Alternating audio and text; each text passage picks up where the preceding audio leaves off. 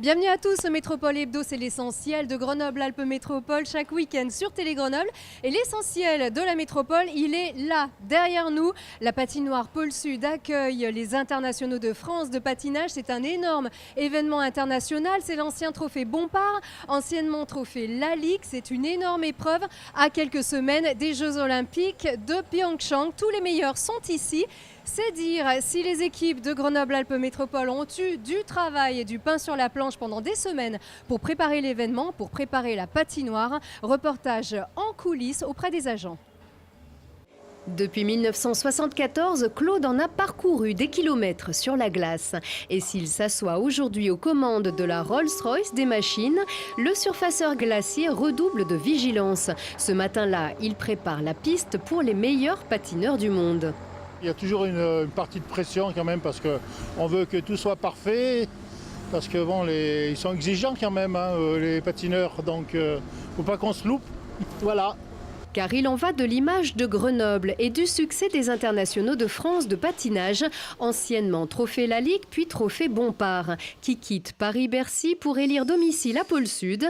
C'est dire l'envergure que doit revêtir l'équipement grenoblois, mais la métropole n'a pas douté une seconde de ses agents.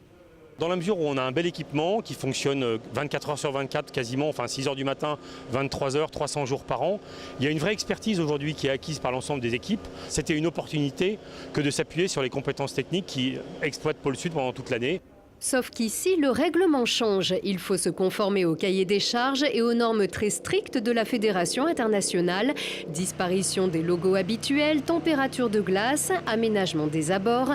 Les 30 agents de Pôle Sud ont dû eux aussi s'entraîner dur pour transformer l'équipement.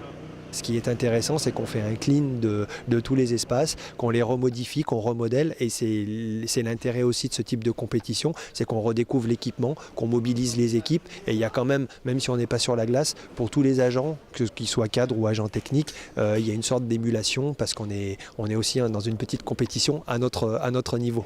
Benjamin Agnel en sait quelque chose. Le directeur de la patinoire, ancien hockeyeur grenoblois qui avait disputé les JO de Lillehammer, se retrouve ici capitaine d'un nouveau défi par équipe, mais cette fois en coulisses. Ce qu'on s'est dit entre tous les agents, c'est qu'aujourd'hui, il y a peu de patinoires en France qui ont eu la chance d'accueillir cet événement. Et dans la carrière d'un agent technique, c'est pas tous les jours qu'on a des champions olympiques et qu'on a ce niveau de compétition, notamment au niveau du patinage. Il faut être exigeant, il faut être à l'écoute aussi des gens qui l'organisent. Le but, c'est qu'on soit tous dans le même navire et qu'on rende finalement une compétition de qualité. Il faut qu'on aide les athlètes à performer. Comme pour se rappeler aux bons souvenirs des Jeux de Grenoble 50 ans après, la motivation des patineurs fera le reste quelques semaines avant leurs Jeux Olympiques d'hiver. Et si vous avez l'œil, vous avez remarqué que certains équipements ont changé dans la patinoire et notamment le fameux tableau d'affichage, désormais le Cube, un équipement dernier cri, les plus hautes technologies ici. L'investissement était prévu, il a été un petit peu accéléré à l'occasion de ces internationaux de patinage. Écoutez le vice-président délégué au sport, Yannick Bell. C'est un nouvel investissement de la métro, donc c'est 4 nouveaux écrans LED qui vont permettre d'améliorer déjà le scoring parce que nos panneaux étaient anciens et plus maintenus.